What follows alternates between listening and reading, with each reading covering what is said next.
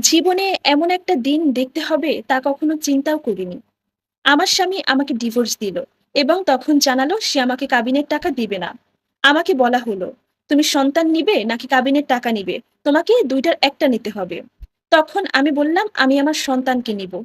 কারণ আমার যদি সন্তানই না থাকে তাহলে আমি টাকা দিয়ে কি করব? এরপর আমাদের ডিভোর্স হয়ে যায়। ডিভোর্সের পর আমার সন্তানকে আমার হাতে দিয়ে দেয়া হয়। আমিও আমার সন্তানটাকে নিয়ে আমার বাপের বাড়িতে চলে আসি। বাপের বাড়িতে এসে আমি আবার ক্লাস 9-এ ভর্তি হই। শুধুমাত্র পড়াশোনা করেছিলাম সন্তানের ভবিষ্যতের কথা চিন্তা করে। এরপর আমি যখন এসএসসি পাশ করি, তখন আমাদের গ্রামের এক এনজিওতে আমার চাকরি হয়ে যায়। সেখানে ১ম এ আমার বেতন হয় ৮,০০০ টাকা। আর সেই টাকাটা দিয়ে আমি খুব সুন্দরভাবেই আমার ছেলের খরচ বহন করতে পারছিলাম। ছেলের খরচ বহনে আমার কোনো সমস্যাই হচ্ছিল না।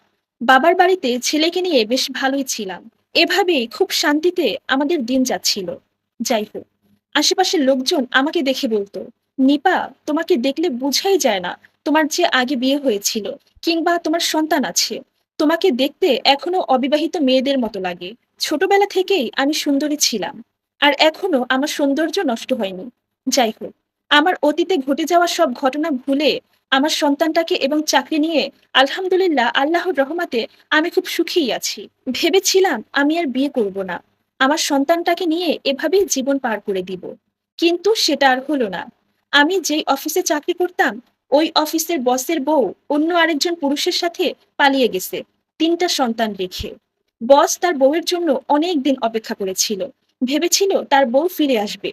কিন্তু সে আর আসলো না। এখন এই ৩ সন্তানের কথা চিন্তা করে বস আবার বিয়ে করতে চান। আর এইদিকে অফিস জয়েন করার পর থেকেই ওই বসের সাথে আমার খুব ভালো সম্পর্ক হয়।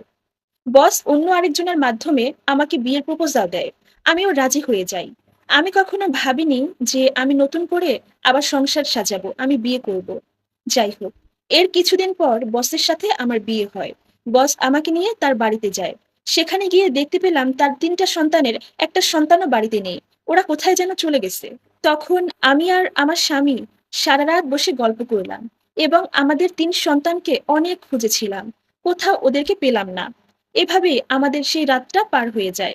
পরের দিন সকালবেলা শুনতে পেলাম কলিং বেলের আওয়াজ। আমি গিয়ে দরজা খুলে দিলাম। দরজা খুলে দেখতে পেলাম আমার স্বামীর প্রাক্তন ওয়াইফ এবং তার ৩ সন্তান ফিরে এসেছে।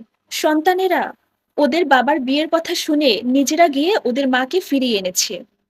আর ওদের মা সে নিজেও তার ভুলটা বুঝতে পেরে ফিরে এসেছে। সন্তানেরা কিছুতেই ওদের মায়ের জায়গায় অন্য কাউকে মেনে নিতে পারবে না।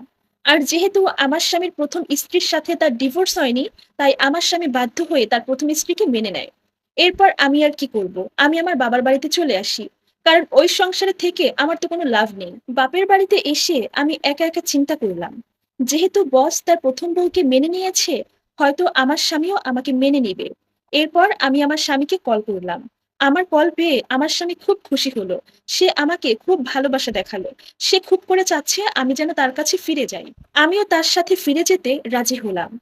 কিন্তু সমস্যা হলো সে ২য় বিয়ে করেছে। তার মা আর বোনের চাপে পড়ে সে ২য় বিয়ে করতে নাকি বাধ্য হয়েছে। আসলে আমার স্বামীর সাথে আমার ডিভোর্স হয়েছিল ওর মা বোনের জন্য। ওর মা এবং বোন আমাকে দিয়ে সব কাজ করাতো। আমাকে অনেক অত্যাচার করত। কিন্তু দুবেলা ঠিকমতো খাবার খেতে দিত না। আমাকে অনেক, অনেক দিন খাবারের কষ্ট দিয়েছে। আমার কল পেয়েই আমার স্বামী তার ২য় বউকে ডিভোর্স দিয়েছে এবং আমাকে বিয়ে করেছে।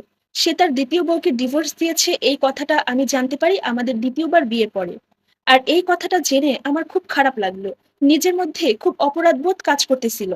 আমার মনে হচ্ছিল ওই মেয়েটার তো কোনো দোষ নেই। আমি কল দিয়েছি এটাই আমি অপরাধ করেছি।